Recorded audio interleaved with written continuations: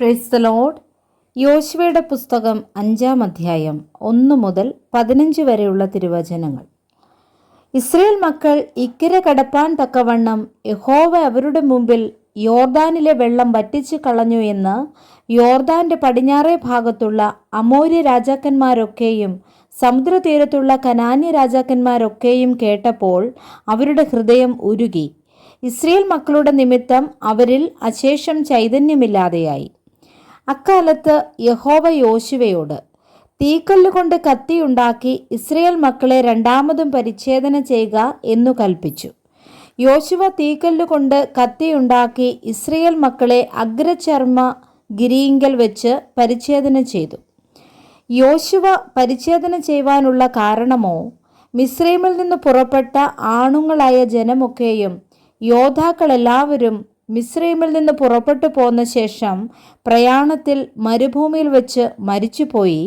പുറപ്പെട്ടു പോന്ന ജനത്തിനെല്ലാം പരിച്ഛേദന കഴിഞ്ഞിരുന്നു എങ്കിലും മിസ്രൈമിൽ നിന്ന് പുറപ്പെട്ട ശേഷം മരുഭൂമിയിൽ വെച്ച് പ്രയാണത്തിൽ ജനിച്ചവരിൽ ആരെയും പരിച്ഛേദന ചെയ്തിരുന്നില്ല.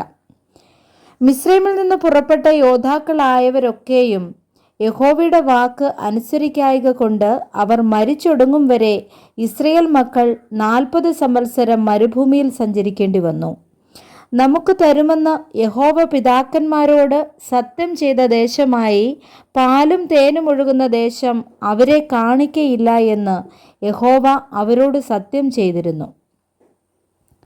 എന്നാൽ അവർക്കു പകരം അവൻ എഴുന്നേൽപ്പിച്ച പുത്രന്മാരെ യോശുവ പരിച്ഛേദന ചെയ്തു.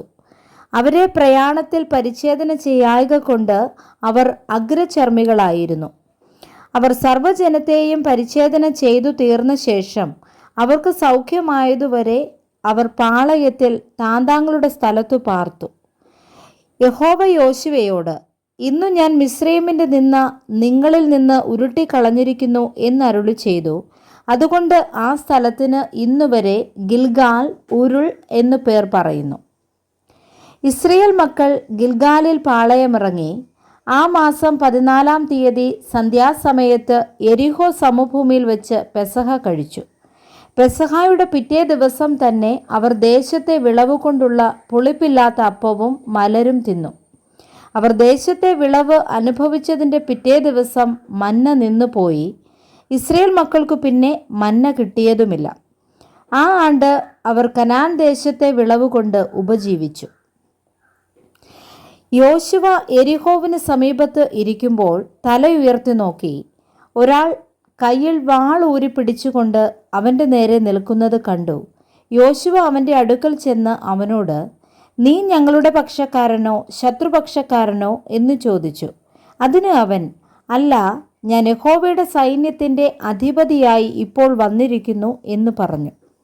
അപ്പോൾ യോശുവ സാഷ്ടാംഗം വീണ് നമസ്കരിച്ച് അവനോട്, കർത്താവിന് അടിയങ്ങളോടുള്ള കൽപ്പന എന്ത് എന്ന് ചോദിച്ചു.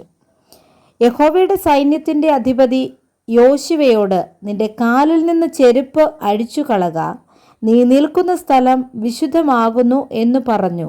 യോശുവ അങ്ങനെ ചെയ്തു. Praise the Lord. വായിച്ച തിരുവചനങ്ങളാൽ കർത്താവ് നമ്മെ ഏവരെയും സമൃദ്ധിയായി അനുഗ്രഹിക്കുമാറാകട്ടെ. ആമേൻ.